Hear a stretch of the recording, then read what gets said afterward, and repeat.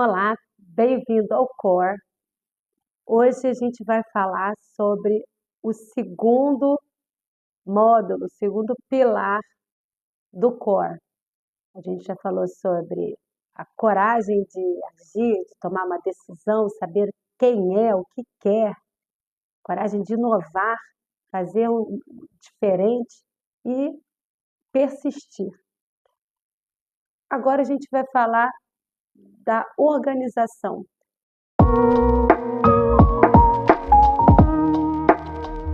Por que a organização dos pilares é tão fundamental? Porque a diferença entre uma pessoa sonhadora, que deseja muitas coisas, que vê muitas coisas, tem muitos planos, e de uma pessoa realizadora, quem chega nos resultados, quem obtém sucesso na prática, é quem se organiza, né? A gente precisa saber o que queremos, mas a gente precisa saber como vamos chegar naquilo que queremos. Ainda que a gente precisa estar aberto e entender que vão ser necessários ajustes, mas a gente tem que ter um plano A, no mínimo, para não dizer um plano A, um plano B, no mínimo, um plano A, no mínimo, com as informações que você tem naquele momento, com o conhecimento que você tem naquele momento, com os recursos que você tem naquele momento. Você poder organizá-los, inclusive um dos recursos mais preciosos que você tem é o seu tempo. Você poder organizar seus recursos, seu conhecimento, seu tempo, seu dinheiro, o espaço que você dispõe, enfim, organizá-los para gerar o máximo de resultado possível, ser o mais eficiente possível. Porque é na hora que a gente tem uma visão de etapas que a gente consegue avançar. Um dos temas assim muito latentes e que, olha, sinceramente, do que eu converso por aí com alunos e com jovens, pessoas que estão começando carreira, ou que estão na faculdade, a procrastinação parece ser, de verdade, acho que o desafio número 1 das pessoas. Eu não vou mentir, não cheguei a fazer uma pesquisa, um levantamento estatístico, não falo isso realmente baseado em dados concretos, mas falando da minha experiência pessoal, de sala de aula, até mesmo como mãe, dos filhos, dos colegas, as outras mães com quem eu converso. Me parece que a procrastinação é uma questão importante, que é essa coisa do não sabe nem por onde começar.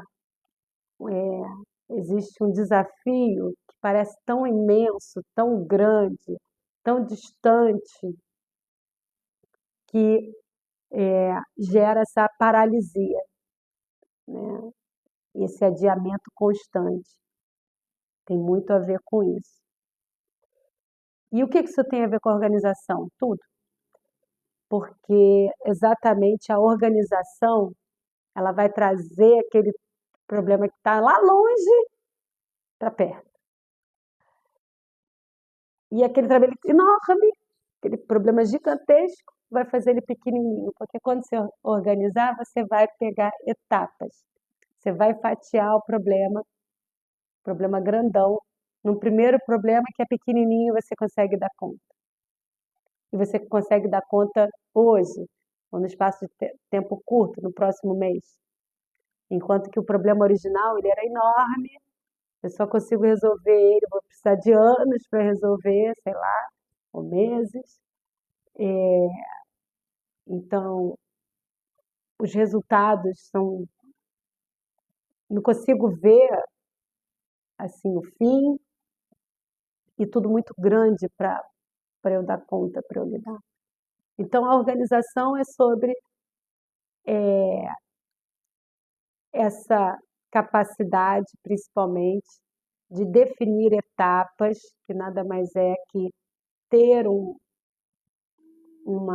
processo desenhado ao longo do tempo, passo 1, passo 2, passo 3, onde cada passo desse é menor do que aquele desafio completo e também está mais próximo de você consegue resolver já.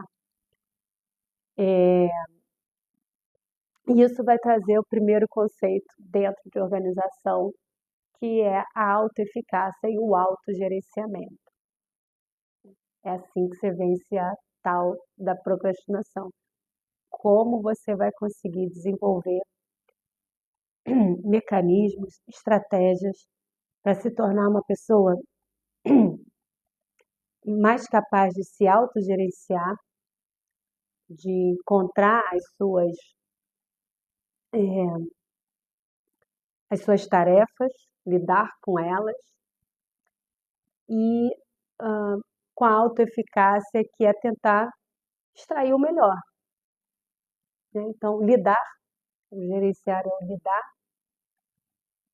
e a autoeficácia é fazer isso da maneira mais eficiente possível, tirar os melhores resultados possíveis, porque isso também vai contribuir com a tal da procrastinação, porque uma das coisas da procrastinação é não ver resultados, né? Você faz e não vê um movimento, não vê uma melhora, você não vê um avanço.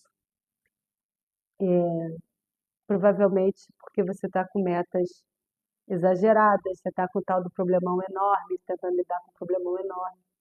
Na hora que você torna o problemão enorme num probleminha, e você começa a ter esse senso de autorrealização, de autoeficácia, a partir do autogerenciamento, você venceu o probleminha, venceu uma etapa, esse senso de autorrealização, ele vai te trazer a motivação. Outra coisa muito importante aqui é a motivação para seguir, continuar e avançar e parar de procrastinar. Além da autoeficácia e a autoeficácia, o autogerenciamento e a autoeficácia, perdão, a gente vai falar também da questão que está super atrelado, gerenciamento de tempo. Gerenciamento de tempo vai falar sobre, de uma forma mais ampla, como encontrar tempo na sua vida, porque eu acho que ninguém até hoje encontrou assim, dessa forma natural, espontânea.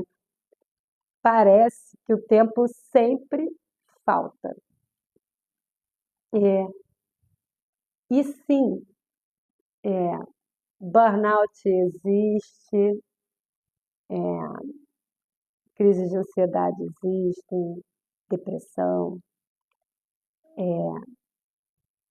E quando a gente não sabe gerenciar o nosso tempo, realmente a coisa fica muito complicada. Fica muito difícil de nos organizarmos, organizar nosso espaço, organizar nossas tarefas. Se a gente tem que viver aquela cruel realidade que o dia tem 24 horas e sim, a gente tem que cuidar da gente.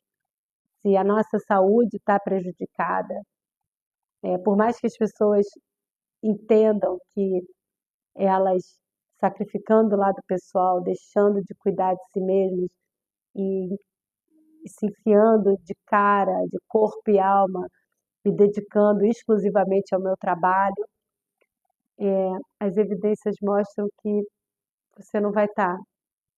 Seu objetivo é o melhor resultado possível, o melhor trabalho possível, o mais eficiente, o mais criativo.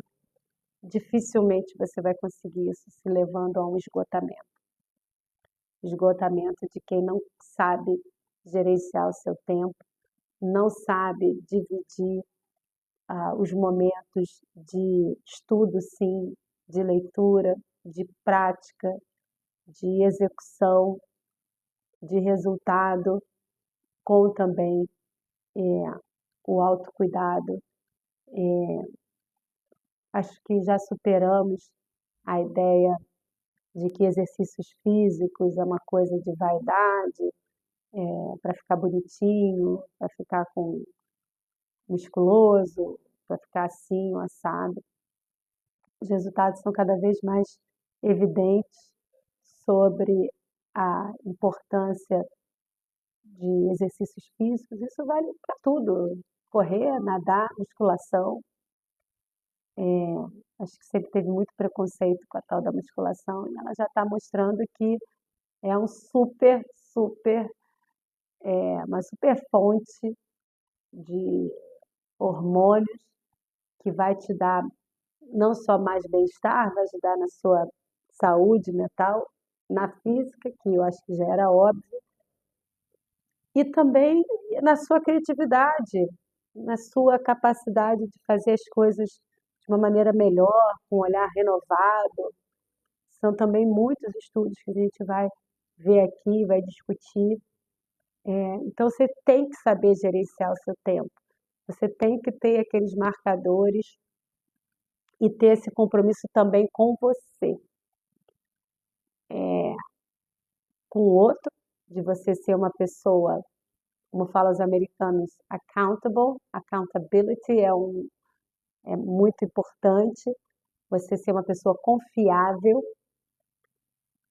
Pessoas que gerenciam bem o tempo vão ser mais confiáveis, vão entregar no tempo. Mas você precisa também gerenciar o seu tempo para trazer esses resultados para você também, como indivíduo. Ninguém pode se achar só o profissional, o desenvolvedor, o analista. Nós somos, antes de tudo, pessoas. Vamos falar também da disciplina e do poder do hábito. Isso, todos esses assuntos estão muito conectados, porque o hábito tem ciência por trás do hábito, né? Como a gente já falou aqui da procrastinação, existem questões químicas, existem processos químicos acontecendo dentro da gente o tempo todo que vão nos dar estímulos para querer mais ou, ou não. As nossas escolhas em relação a essas escolhas diárias que vão determinar nosso hábito, elas são muito reguladas pela nossa produção de dopamina, que dependendo das nossas escolhas vai dar o que a gente chama um pico de dopamina ou não, ou vai dar uma dopamina, digamos, de melhor qualidade. É o caso dos exercícios físicos, quando a gente faz um esforço, aquilo vai dar uma dose boa de dopamina para o dia inteiro, vai ajudar a regular todo o nosso sistema ali psicológico, mental, de bem-estar. Enquanto que quando a gente faz coisas assim, que dão um pico de dopamina, depois que vem o pico, vem o down. Então, no caso, quando a gente fuma um cigarro, ou quando a gente come um doce, quando a gente tem compulsões de modo geral, elas são combinadas da alegria, digamos assim, excitação, com um estado assim mais deprimido. Então, como é que a gente pode determinar esses nossos hábitos? Quais são os hábitos bons? Quais são as estratégias para a gente ter uma disciplina que leve a gente à nossa autoeficácia, nosso autogerenciamento e os resultados que a gente deseja, enfim.